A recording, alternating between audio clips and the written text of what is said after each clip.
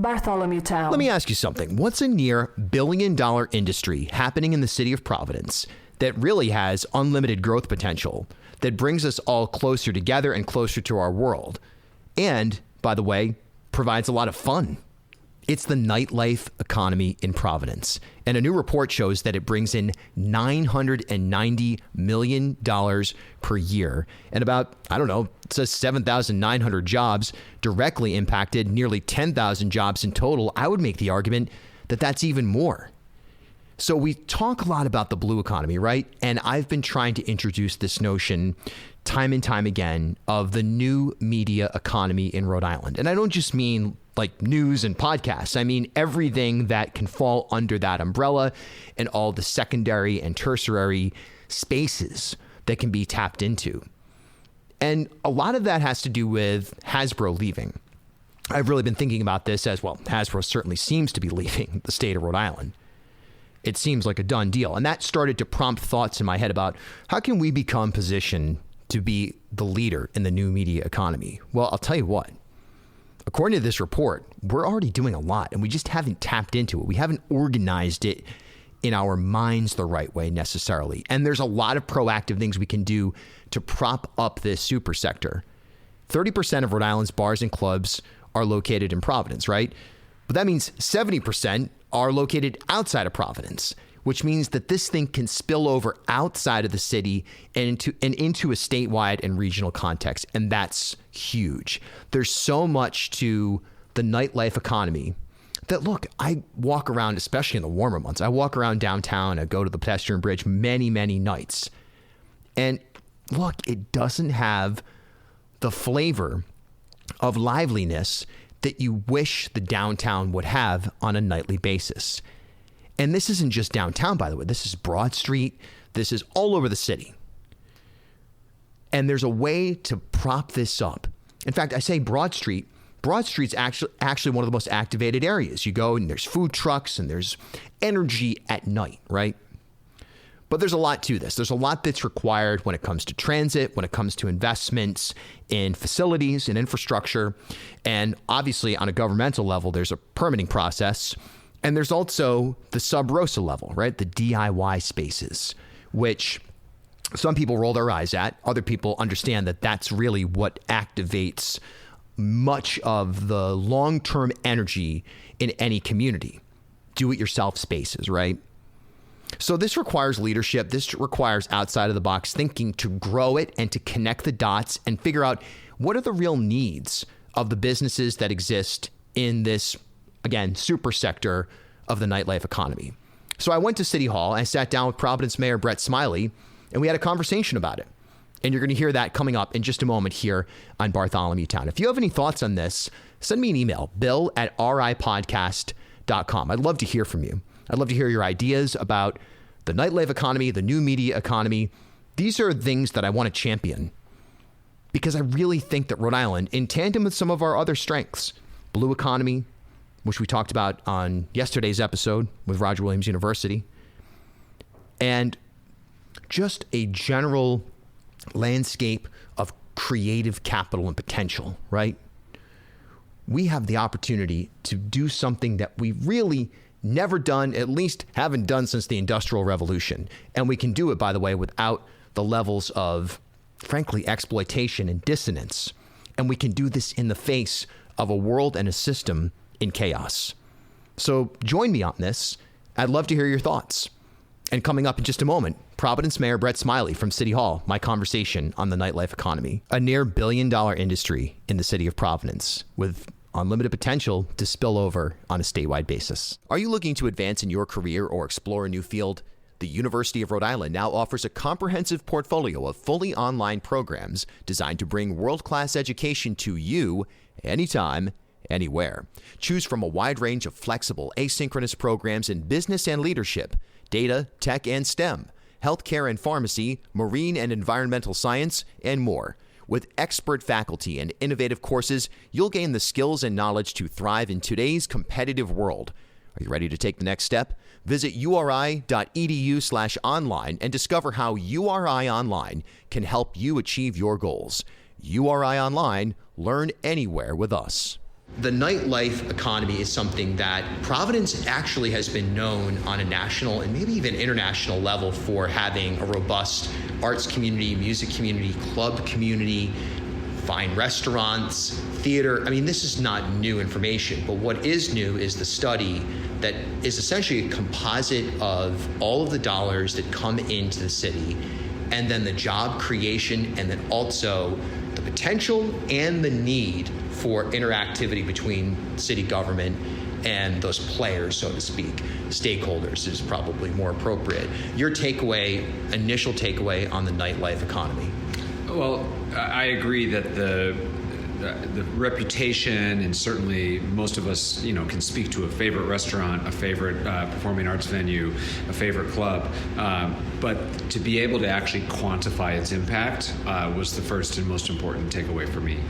Nearly $1 billion of direct and indirect spending, 7,900 jobs in this sector. And as I mentioned when we had the kickoff event, if there was any other billion-dollar industry in the city that needed support, we'd be throwing resources at it. But because there's a stigma or a lack of understanding, or I think people just think differently about nightlife, it doesn't get the same treatment. And so part of our goal was to quantify it, to therefore prioritize it appropriately.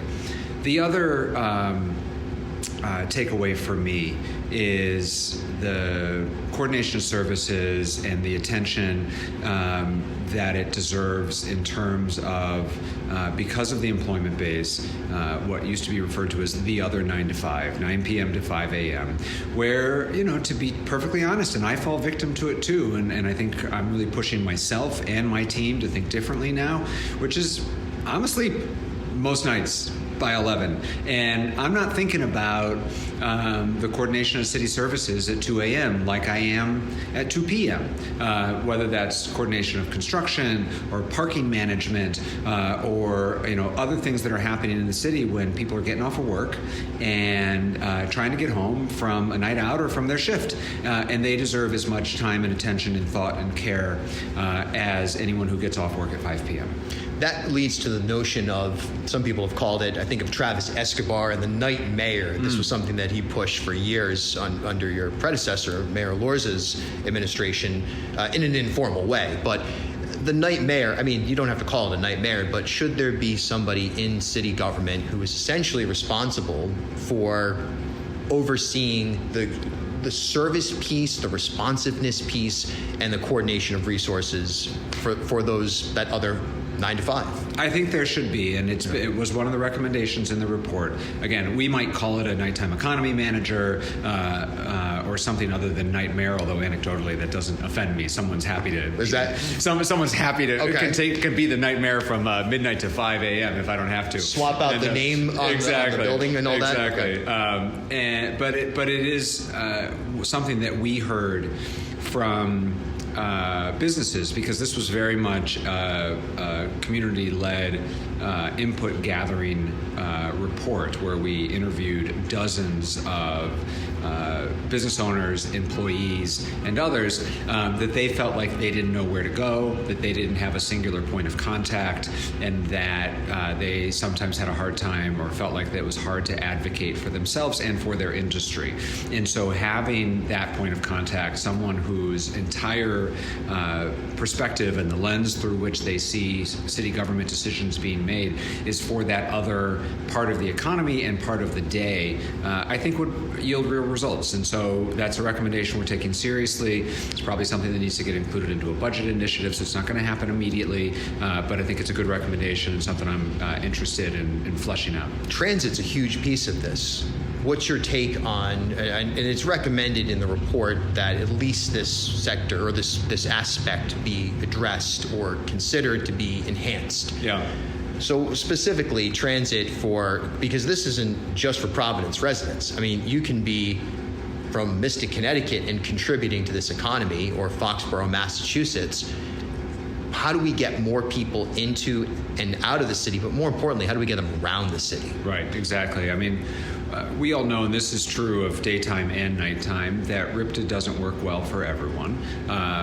If you live in Providence, RIPTA works reasonably well because we are the hub, and certainly if you live or work along one of the R lines, it works pretty well, and we hear positive feedback. But at night, service is more limited, and again, it depends where your business or home is. And so we heard loud and clear from people that we interviewed for the report that transit didn't work well for them. They wanted alternatives. There were concerns about the perception of safety late at night, walk into your car, 3 a.m. And then we also know from business owners that the more we can get people out of their own personal vehicle, the more spaces become available for patrons. If someone's working a 6-hour shift and they find a good spot close to the restaurant or the club, that's a space that isn't turning over, and there's no customer that can park there. And so for all those reasons, both advocating for more robust transit and especially off hours, and then also looking at alternatives, ride share, micromobility, as really good alternatives to having to drive, and particularly the ride share option addresses some of the safety concerns as well. If you can call an Uber for a discount to come pick you up as soon as your shift is over, people's concerns around safety are far diminished than having to walk 10 minutes to their car late at night. Right. Perception is different than reality. If you look at the crime stats, but there's no doubt perception is perception, and it impacts people. This is something we deal with respect to public safety on a daily basis. The crime stats in the city are down. Our overall rates of crime here as compared to other cities is quite low, and it is a safe city by that definition. But there's no amount of statistics that I can show someone to make them feel safe. If they don't feel safe, they don't feel safe. I've learned that lesson time and time again. We didn't come up with this feedback. We heard this feedback, and so we need to react to it. And so, there's other things than, and it's in the report as well, that's not just transit, micromobility, rideshare, but also interventions like lighting can make a big difference in the perception of safety.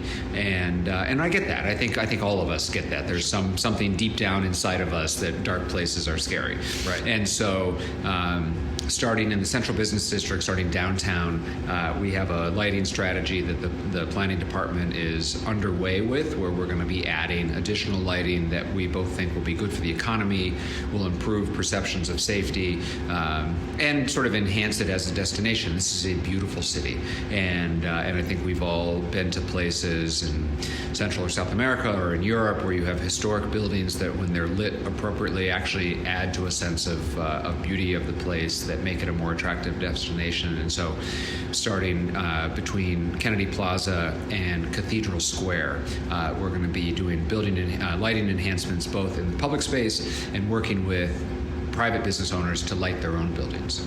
And working outside of the central business district, downtown, and surrounding areas, however you want to frame that.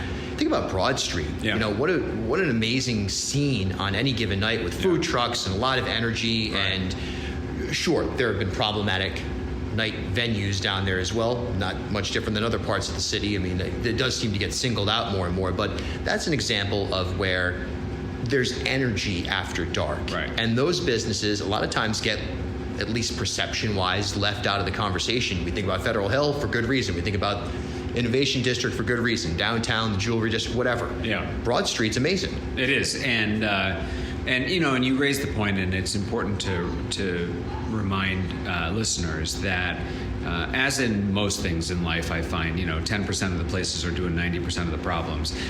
When we have issues, it is a small number, and usually of repeat offenders, and that the vast majority of venues are safe, follow the rules, provide a great experience for their patrons, and a good experience for their employees.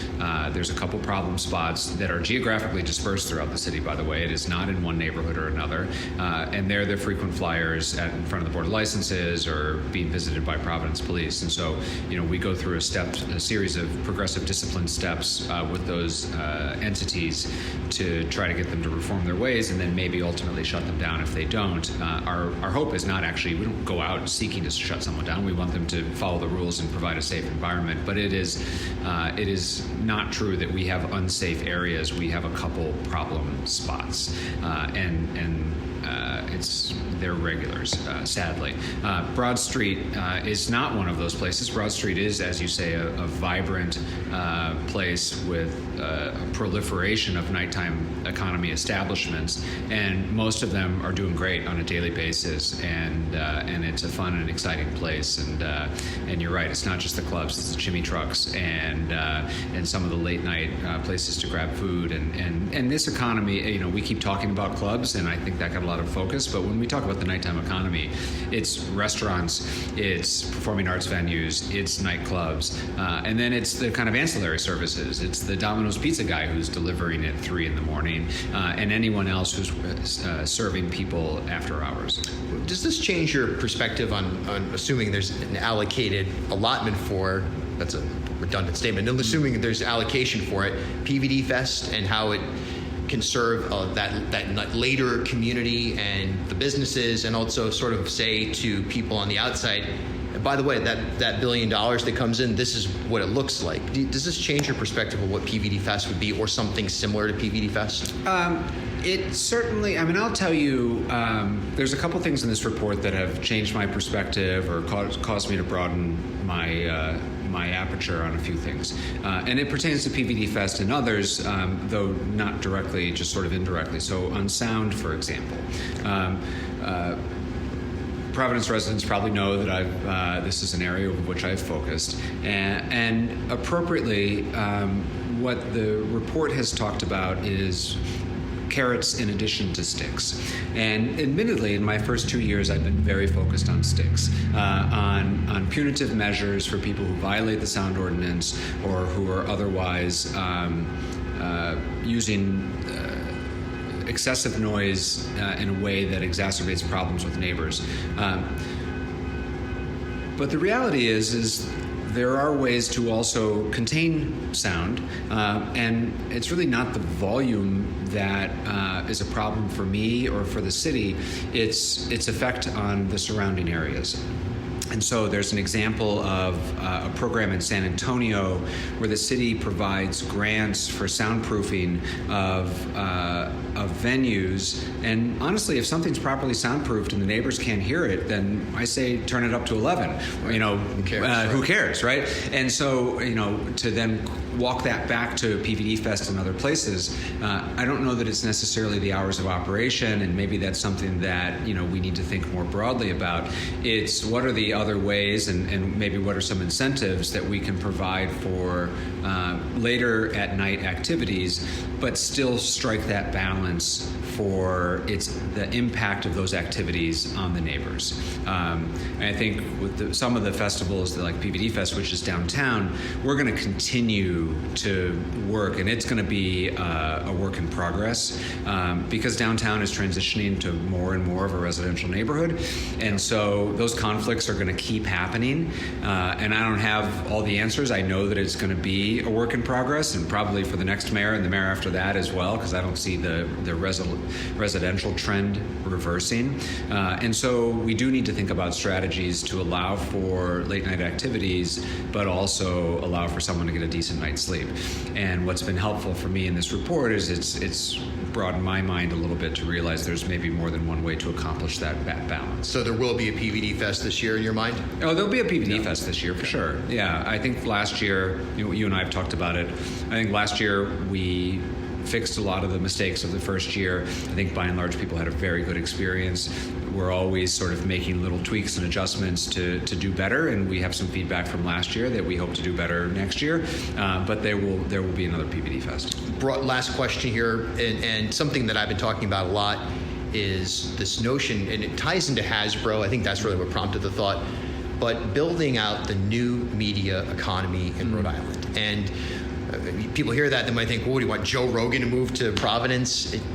Not really. What it is just how can we connect the dots of nightlife and sort of what is, broadly speaking, hospitality and the surrounding aspects of hospitality, but also introduce daytime pieces to it, attracting firms like Hasbro, or keeping firms like Hasbro and other innovators in that space of film, audio, media, so on and so forth. Do you think Providence has that opportunity to be something of that sort, where we're a better choice than Boston or New York for someone who wants to be positioned on the East Coast? I do. I've been in government for a little while now, and so maybe 10 years ago, we were talking a lot about the design economy. Yeah. And we were trying to get people to think, particularly with an anchor at RISD, about how design is more than just pretty pictures, but is a way to think and a way to problem solve. And it's right. And by the way, we have a vibrant design community that is more broadly defined than just graphic design, traditional graphic design. I think the same thing is true now with respect to kind of creative innovators, and the next step in the economy, and I think what has the opportunity to set us apart is to have creatives here with an innovative mindset is really what's going to be attractive to businesses like where Hasbro is trying to go, and other places. I've said it a long time.